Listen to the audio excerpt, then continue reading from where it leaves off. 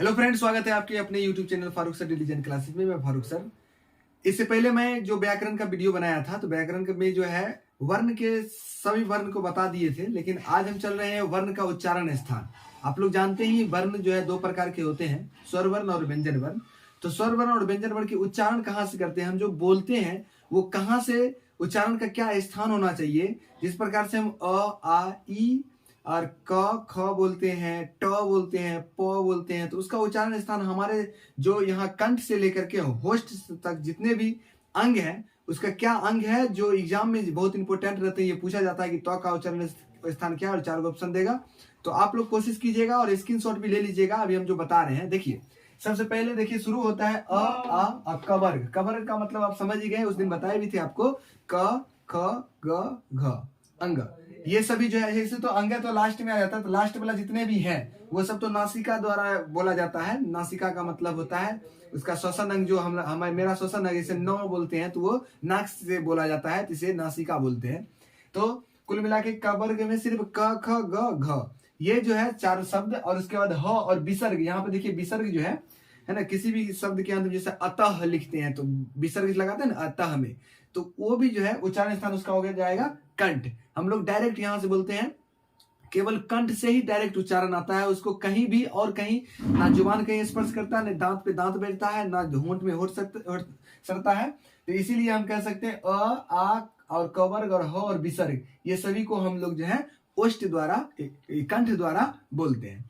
उसके बाद देखिए, याद रखिएगा एग्जाम में अगर क्वेश्चन आ जाए आपको कि ग का उच्चारण स्थान क्या है, तो ग देखिएगा, ग किस में आता है, तो ग आएगा क ख ग, तो जो हो जाएगा कंठ में। और इसको ट्रिक याद रखिएगा, देखिए कवर्ग कंठ से, कवर्ग कंठ से, और कवर्ग के साथ कौन कौन है वो देख लीजिएगा। कवर्ग का कौन कौन है, अपना अ आ और ह हो गया और विसर्ग, ये सभी कवर्ग के साथ याद रखिएगा कि कवर्ग के साथ ये सब भी है जिसको हम कंठ से बोलते हैं। उसके बाद कवर्ग के बाद आता है क्या, चौवर्ग। चौवर्ग में आप देखिएगा, चौवर्ग में एक आपको तालव्य सौ नजर आ रहा है ना। 300 होते हैं ना, तालव्य सौ, मूर्धन्य सौ, दंत सौ।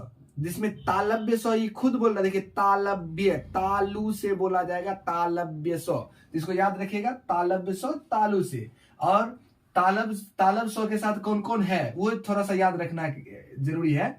हर्ष ई, दीर्घ ई, चवर्ग, यो और तालब सौ, ये सभी जो है तालु से बोला जाएगा। हमसे एग्जाम में बिहार पुलिस एग्जाम देने गए थे, तो उसमें क्वेश्चन आया था तो का उच्चारण स्थान क्या है, और हम उस समय कंफ्यूज हो गए थे। तो से हम तालु समझ गए थे, तो से तालु, है ना। ऐसा नहीं याद रखना है, हम याद रखेंगे तो जो है वो तो से दंत बोलेंगे। तो का उच्चारण स्थान अगर हमसे पूछा जाएगा तो दंत, देखिए है ना, तो वर्ग जितने भी है वो दंत द्वारा बोला जाएगा, दंत है उसका उच्चारण स्थान। हम तालु कर दिए थे, ये हमारी गलती थी, और यही गलती आप नहीं कीजिएगा एग्जाम में, इसलिए खास ध्यान दीजिए। उसके बाद याद रखेंगे, यहां पर लिखा है री अट्टवर्ग और मूर्धन्य सौ। तालब सौ के बाद क्या याद रखेगा, मूर्धन्य सौ। देखिए मूर्धन्य सौ से आप याद रखिएगा मूर्धा, तालव्य सौ मतलब तालु, मूर्धन्य सौ मतलब मूर्धा। मूर्धन्य सौ के साथ देखिए 2 चीज मात्र आ रहे हैं, री और ट वर्ग, ट ठ ड ढ। उसके बाद सब वर्ग के अंतिम जितने भी वो सब नासिका से बोले जाएंगे।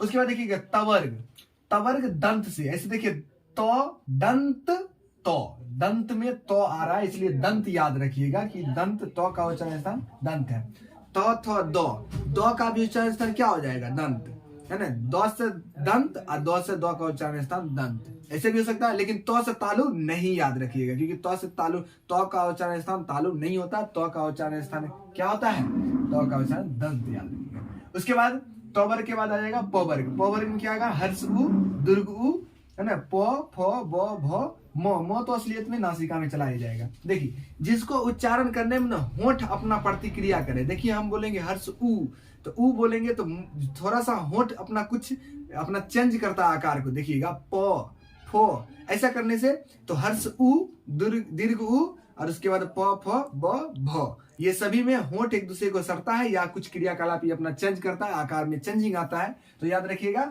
ये हो जाएगा ओट्स। उसके बाद देखिए ए और ऐ ऐसा शब्द है जिसको कंठ द्वारा भी निकालते हैं, उसमें तालु का भी कुछ प्रयोग होता है, तब जाकर के शुद्ध ए और ऐ निकलता है। तो कंठ तालु इसका याद रखिएगा, ए और ए का उच्चारण स्थान ए ऐ कंठ तालु, ए ऐ कंठ तालु। इस प्रकार से आप ट्रिक बना लीजिए और याद करने की कोशिश कीजिए। उसके बाद देखिए ओ देखिए ओ बोलते तो आ रहा है कंठे से, लेकिन उसमें ओष्ठ का प्रयोग हो रहा है। ओ देखिए होंठ थोड़ा सा अब बाहर आ रहा है, ओ। तो इसमें होंठ का भी उपयोग कर रहे हैं और कंठ से तो आ ही रहा है डायरेक्ट, है ना। इसको बोलते हैं कंठोष्ठ। कंठोष्ठ का मतलब है कंठ और ओष्ठ। उसका देखिए वो में जो है दंत और ओष्ठ, ये दोनों, वो दांत भी प्रतिक्रिया करता है और ओष्ठ भी, दंत ओष्ठ मतलब दांत और ओष्ठ। उसके बाद देखिएगा सब वर्ग के कवर्ग, चवर्ग, टवर्ग, तवर्ग, पवर्ग, ये सभी वर्गों के अंतिम जो अक्षर हैं, सभी वर्गों के सब अंतिम वर्णों को नासिका द्वारा उच्चारण किया जाता है। आप इस पूरे चीज को जो है अपने कॉपी पे उतार लीजिए और बार बार प्रैक्टिस कीजिए। एग्जाम में इससे 2-3 क्वेश्चन जो रहेंगे आपको क्लास 10th में भी। और याद रहे, व्याकरण केवल क्लास 10th के लिए, क्लास 12th के लिए, 8 के लिए नहीं होता है, ये सभी क्लासों के लिए होता है, कॉम्पिटिटिव एग्जाम के लिए होते हैं। और बच्चों को हिंदी में 10 नंबर का भी अगर हिंदी आ जाता तो लोग को भारी लगने लगता है कि 10 को हिंदी में मेरा सही होगा कि नहीं। याद रखिए, अभी से इतना प्रैक्टिस कर लीजिए, इतना कोशिश कर लीजिए व्याकरण पर कि आने वाला किसी भी कॉम्पिटिटिव एग्जाम में आपको फिर पढ़ना ना पड़े। इसलिए पूरी तरीका कॉन्सेप्ट क्लियर करने की कोशिश कीजिए, तब जाकर के आप जो है आने वाला कल में देखिए हमारे ये भारतीय लैंग्वेज है ना हिंदी, और इसका अगर व्याकरण का एक एक चीज हमको नहीं आता है तो फिर हम कैसा भारतीय हैं। तो आशा करते हैं आप पूरी इस वीडियो को ध्यान से देखे होंगे और इसको पूरी तरीका से तैयार करने की कोशिश करें।